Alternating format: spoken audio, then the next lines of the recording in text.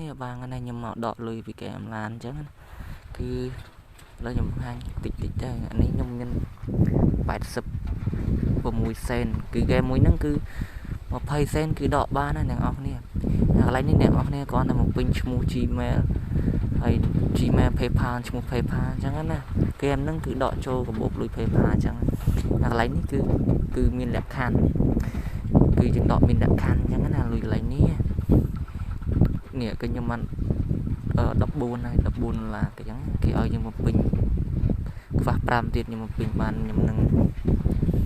ដកលុយនឹងចាញ់ហើយកន្លែងនេះគឺអ្នកនរគ្នាឲ្យគេចុច copy link គេណែនាំឲ្យគេ download ទេហើយនេះកន្លែងយើងលេងប្រចាំថ្ងៃយើងលេងប្រចាំថ្ងៃទី3ខ្ញុំលេងបានដកហើយឥឡូវយើងចូលដកលុយតែម្ដងខ្ញុំមាន86យើងចុច withdraw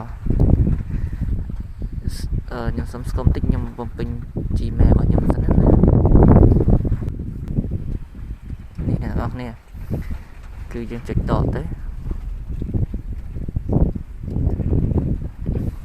គឺចាំរងចាំឲ្យខ្ញុំដកបានអញ្ចឹងនេះបើយើងរងចាំសិន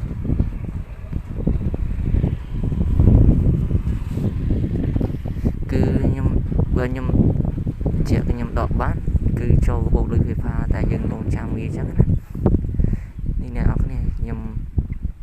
បានដកបានហើយតែវាឲ្យយើងរងចាំគឺខ្ញុំដក86សេនអញ្ចឹងណាហ្គេមនេះអ្នកនរគ្នាចុះឈ្មោះលេងតែខ្ញុំតម្លាក់លីងឲ្យនៅខាងក្រោម comment លេង download អញ្ចឹងណាមិនដែលអស់ចង់លេងគឺដកលុយបានពិតស្រួលទៀត